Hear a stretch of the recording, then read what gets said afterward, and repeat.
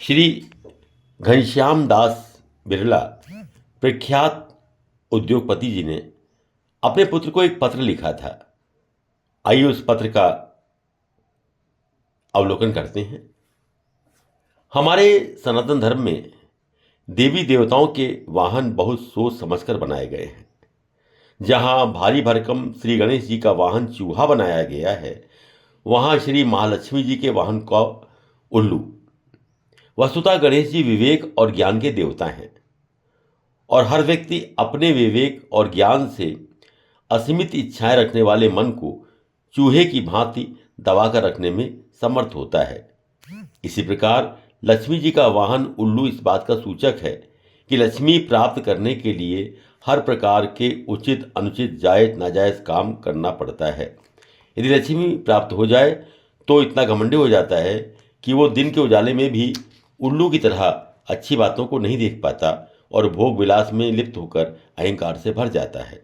इसलिए लक्ष्मी पाने के लिए आपको अपनी मेहनत, लगन और उचित प्रकार से धन का अर्जन करना चाहिए और पाने पर नम्र और उदार बनना चाहिए। जैसे फलों से लदे हुए वृक्ष छाया भी देते हैं और ऐसे ही लक्ष्मी वाहन व्यक्ति को उदार भी होना चाहिए और समाज के लिए उपयोगी भी। इस संदर्भ में मैं श्री घनश्याम दास बिरला जी का अपने बेटे के नाम लिखा हुआ पत्र इतिहास के सर्वश्रेष्ठ पत्रों में से एक मानता हूँ। विश्व में जो दो सबसे सुप्रसिद्ध और आदर्श पत्र माने गए हैं, उनमें एक है अब्राहम लिंकन का शिक्षक के नाम पत्र, दूसरा है ये पत्र। चिरंजीव वसंत, ये जो लिखता हूं उसे बड़े होकर और बूढ़े होकर भी पढ़ना। अपने अनुभव की बात कहता हूं। संसार में मनुष्य जन्म दुर्लभ है और मनुष्य जन्म पाकर जिसने शरीर का दुरुपयोग किया वो पशु है। तुम्हारे पास धन है, तंदुरुस्ती और अच्छे साधन हैं, उनको सेवा के लिए उपयोग किया तब तो साधन सफल हैं, अन्यथा वे शैतान के औजार हैं। तुम इन बातों को ध्यान में रखना। धन का मौज शौक में कभी उपयोग न करना। ऐसा नहीं कि धन सदा रहेगा ही, इसलिए जितने दिन पास में है उसका उपयोग सेवा के लिए करो। अपने ऊपर कम से कम खर्च करो, बाकी जन कल्याण और दुखियों का दुख दूर करने में व्यय करो।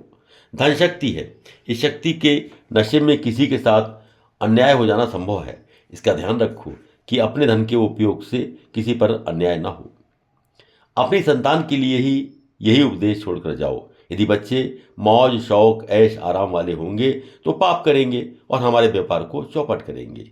ऐसे नालायकों को धन कभी न देना। उनके हाथ में जाए उससे पहले ही जन कल्याण के किसी काम में लगा देना या गरीबों में बांट देना। तुम उसे अपने मन के अंधेपन से संतान की मोह में स्वार्थ के लिए उपयोग नहीं कर सकते। हम भाइयों ने अपार मेहनत से व्यापार को बढ़ाया है, तो ये समझकर कि वे लोग धन का सदुपयोग करेंगे। भगवान को कभी ना भूलना, वो अच्छी बुद्धि देता है। इंद्रियों पर काबू रखना, वरना ये तुम्हें डुबो देंगी। नित्य नियम से व्यायाम योग करना। स्वास्थ्य ही सबसे बड़ी संपदा है। स्वास्थ्य से कार्य में कुशलता आती है, कुशलता से कार्यसिद्धि और कार्यसिद्धि से समृद्धि आती है। सुख समृद्धि के लिए स्वास्थ्य ही पहली शर्त है। मैंने देखा है कि स्वास्थ्य संपदा से रहित होने पर करोड़ों अरबों के स्वामी भी कैसे दीनहीन बनकर रह जाते हैं। स्वास्थ्य के अभाव में सुख साधनों का कोई मूल्य नहीं। इस संपदा की रक्षा हर उपाय से करना। भोजन को दवा समझकर खाना। स्वाद के वश होकर खाते मत रहना। जीने के लिए खाना है, न कि खाने के लिए जीना। तुम्हारा घनश्याम दास बिरला।